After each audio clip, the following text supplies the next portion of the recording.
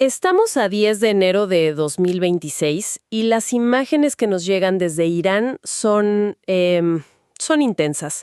Las calles están ardiendo en protestas que han explotado en cuestión de días. Y todo apunta a que este es uno de los desafíos más grandes que ha enfrentado el régimen desde la revolución de 1979. A ver, hemos visto protestas en Irán antes, en 2009, en 2019. ¿Qué nos dicen las fuentes esta vez? ¿Es solo más de lo mismo o hay algo que lo haga sentir diferente? Definitivamente hay algo diferente.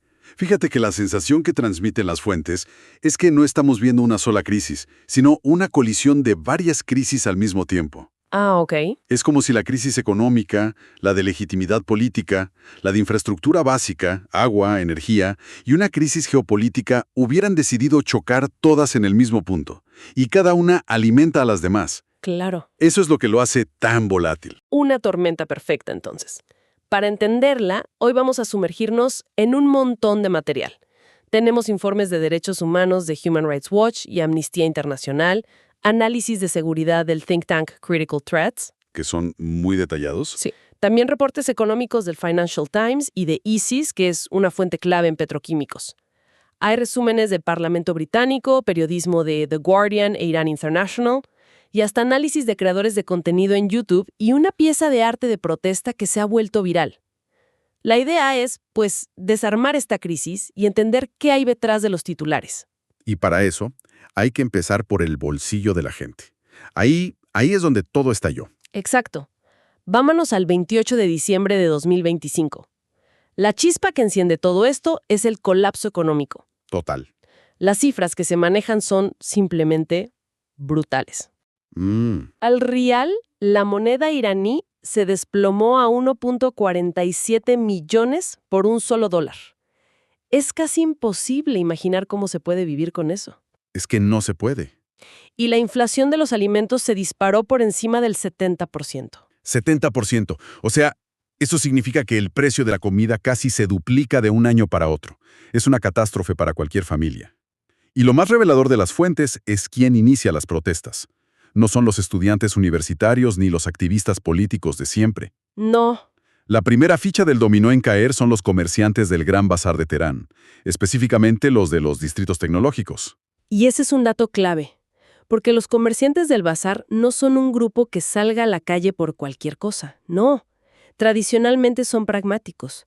¿Por qué es tan significativo que hayan sido ellos? Porque, históricamente, los bazaríes fueron una de las columnas vertebrales que apoyaron la Revolución Islámica en 1979. La base del régimen, digamos. Eran la base conservadora y económica del nuevo régimen. Pero lo que vemos en los análisis, particularmente uno de Al Jazeera que es muy detallado, es que durante décadas, las políticas económicas del régimen han beneficiado sistemáticamente a los grandes conglomerados que están ligados al cuerpo de la Guardia Revolucionaria Islámica, los CGRI. Ah, los famosos conglomerados del CGRI que controlan desde la construcción hasta las telecomunicaciones. Exacto. Esos conglomerados han ido, ahogando a los comerciantes tradicionales. Les han quitado mercado, poder e influencia. Así que su protesta ya no es solo por la devaluación del rial. Es el grito de un sector que se siente traicionado por el mismo sistema que ayudó a crear. Simboliza una fractura profundísima en la base de apoyo original del régimen. Es casi como si los cimientos del edificio empezaran a agrietarse. Y vaya que se agrietaron rápido, porque lo que empezó como un cierre de tiendas en el bazar, en cuestión de horas ¿Se transformó? se transformó en algo mucho más grande. Las fuentes, desde videos en redes sociales hasta reportes de The Guardian, muestran una radicalización casi instantánea. Los reclamos por la economía se convirtieron en consignas como «muerte al dictador». Y no solo eso, empezaron a oírse cánticos a favor de la monarquía Pahlaví, la que fue derrocada en el 79. Eso ya no es pedir una reforma económica. Para nada. Es un rechazo total y absoluto al sistema actual, y una búsqueda quizás nostálgica o desesperada de cualquier alternativa. Totalmente. Y luego están los actos simbólicos. En la provincia de Fars tiraron abajo una estatua de Qasem Soleimani. Para quien no lo tenga tan presente, ¿por qué es tan potente ese acto? ¿Qué representaba él para el régimen? Soleimani era. Era el arquitecto de toda la política exterior y militar de Irán en la región. El comandante de la Fuerza Quds, el héroe mártir del régimen, un símbolo de su poder y su alcance. Derribar su estatua es como escupir sobre el legado más sagrado de la República Islámica en los últimos 20 años. Es un acto de desafío total y demuestra la rapidez con la que el descontento económico, cuando se rompe ese contrato social básico, se politiza y va directo a la yugular del sistema. Y el sistema, predeciblemente, respondió con una violencia brutal. Los informes de Human Rights Watch y Amnistía Internacional son devastadores de leer. Sí, Hablan de entre 28 y 45 manifestantes muertos solo en los primeros días. Y subrayan que entre las víctimas hay niños. sí. Y el método es clave. No son solo balas perdidas. Las fuentes documentan el uso de munición real y perdigones de metal disparados a corta distancia. O sea, hay una intención de infligir el máximo daño. ¡Qué horror! Y las tácticas son muy calculadas. Por ejemplo, los ataques a hospitales. Un informe menciona específicamente el hospital Imam Khomeini en la ciudad de Ilam. Atacar un hospital, pero ¿con qué objetivo? El objetivo es doble, y es terrorífico. Primero, detienen a los heridos directamente en las camas del hospital, para que no puedan volver a las calles. Y segundo, y quizá más importante, evitan que las familias puedan reclamar los cuerpos de los fallecidos. Ah, claro. En la cultura iraní, los funerales son actos sociales masivos que se convierten muy fácilmente en nuevos focos de protesta. Al controlar los cuerpos, controlan los funerales. Y cortan de raíz la siguiente ola de movilización. Exacto. Es una estrategia de contrainsurgencia, no de control de multitudes. Y hablando de contrainsurgencia, aquí vemos una escalada muy seria. Las fuentes indican el despliegue de las fuerzas terrestres del CGRI. A ver, para que quede claro, normalmente el régimen usa a la policía regular, la que llaman LEC, y a la milicia Basij, que son como los paramilitares de choque, ¿no? Así es. ¿Qué significa que pongan al ejército del CGRI en las calles contra su propia gente? Significa que el liderazgo en Teherán ya no ve esto como un disturbio. Lo ven como una insurgencia en toda regla, como una amenaza existencial para el Estado. El CGRI es su unidad de élite, la guardia pretoriana del líder supremo. Desplegarlos en provincias como Kermanshah, que tiene una importante población kurda, es una señal inequívoca de que están dispuestos a todo. Y el hecho de que fuentes afiliadas al propio régimen hayan confirmado la muerte de al menos 2 soldados del CGRI en enfrentamientos nos dice que la resistencia que están encontrando es intensa. Esto ya no es policía contra manifestantes, es un combate en las calles de sus propias ciudades. Pero un momento, ¿qué tan monolítico es ese aparato de seguridad? Porque mientras imponen un apagón total de Internet para reprimir en la oscuridad, como ya hicieron en 2019, se están filtrando videos que muestran grietas. He visto clips virales de policías quejándose amargamente de su situación económica. Sí, y esos videos son dinamita pura. Hay uno de un sargento de policía que dice, textualmente, que está considerando vender un riñón para poder sobrevivir. No puede ser.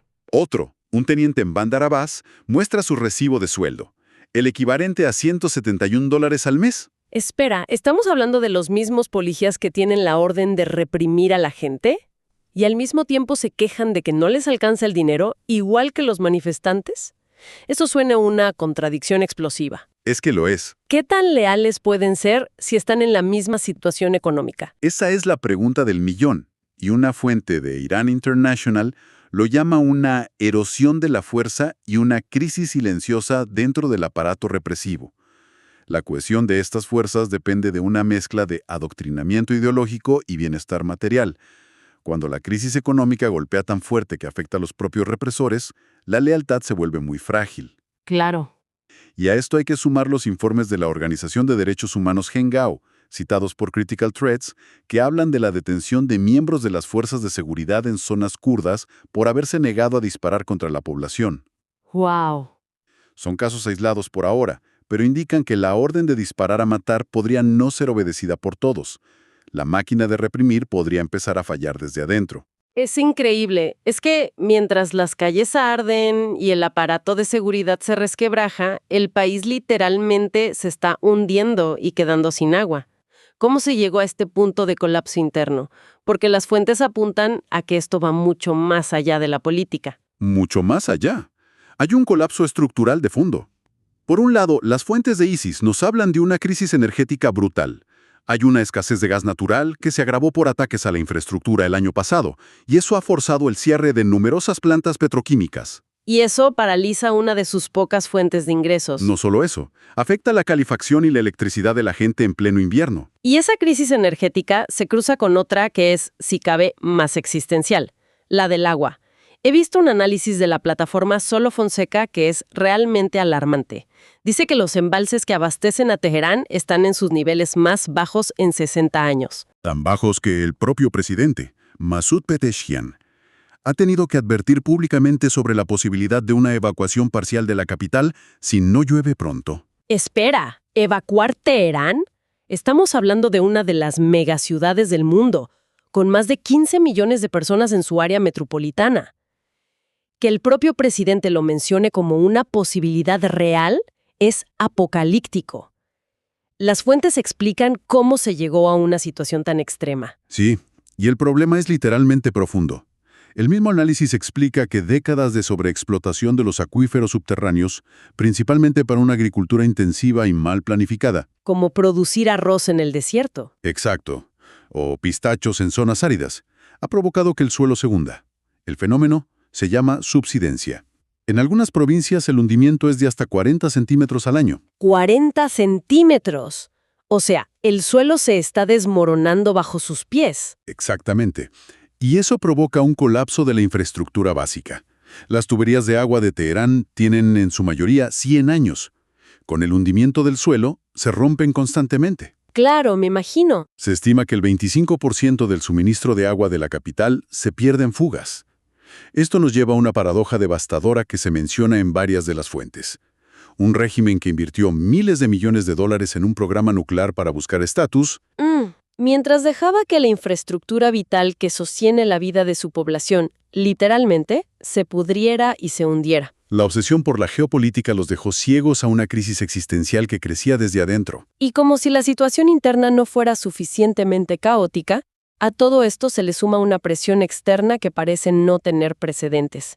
Y aquí es donde la cosa se pone aún más compleja. Aquí es donde entra en juego el factor Donald Trump. Totalmente. Desde sus redes sociales, Trump ha lanzado amenazas muy directas. Prometió que Estados Unidos acudirá en su rescate si el régimen mata a manifestantes. Pero claro, uno podría pensar que son solo palabras, bravuconadas de redes sociales. Ujú.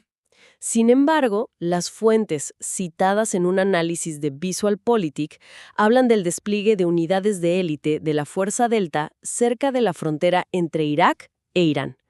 Eso ya no es retórica, eso es poner las piezas en el tablero.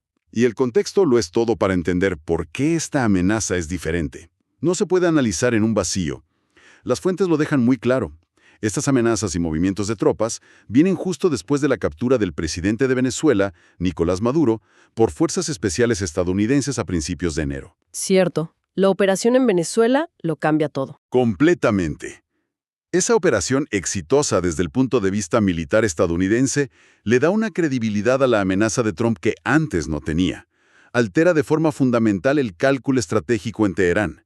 Ya no pueden descartarlo como un farol. Claro. La posibilidad de una intervención militar externa no es una hipótesis lejana para un paper académico. Es un precedente inmediato y tangible. Tienen que tomarlo en serio. Y no es solo la presión de Estados Unidos. A esto se suma la postura de Israel. Un informe del Parlamento británico cita al primer ministro Netanyahu diciendo, con todas las letras, que Israel no permitirá que Irán reconstruya sus programas de misiles o nuclear después de la guerra de 2025. Y lo más fuerte, Es que añade que tomará sus propias decisiones con o sin la coordinación de Washington. La presión viene por todos los frentes. exactamente, y esta presión externa llega, y esto es crucial, en el momento de mayor debilidad regional para Irán en décadas. Si conectamos los puntos con el panorama general, vemos que sus piezas clave en el tablero de Oriente Medio han caído o están muy debilitadas. ¿A qué te refieres? ¿Por qué no pueden usar a sus aliados en la región, sus famosos proxies, para desviar la atención como han hecho otras veces? Porque su principal alfil, Bashar al-Assad en Siria, cayó en 2024. Cierto. Con su caída, Irán perdió su principal puente terrestre hacia el Líbano y el Mediterráneo. Su corredor estratégico está cortado. Al mismo tiempo, sus otros grandes aliados, Hamás en Gaza y Hezbollah en el Líbano, están bajo una intensa presión internacional y regional para desarmarse. O sea, están solos. Su capacidad para usar a sus proxies para amenazar con una escalada regional y decirle al mundo «no se metan conmigo» es la más baja que ha tenido en mucho tiempo. Están acorralados, con un fuego incontrolable en casa y los lobos esperando en la puerta. Entonces, si resumimos todo lo que hemos visto en las fuentes, el cuadro es desolador para el régimen. Tienes un colapso económico que rompe la lealtad de su base de apoyo tradicional. Los comerciantes. Los comerciantes. Tienes un rechazo popular masivo en todo el país que ya no pide reformas, sino el fin del sistema. Tienes una respuesta estatal increíblemente violenta, pero que al mismo tiempo muestra signos de fractura y agotamiento interno.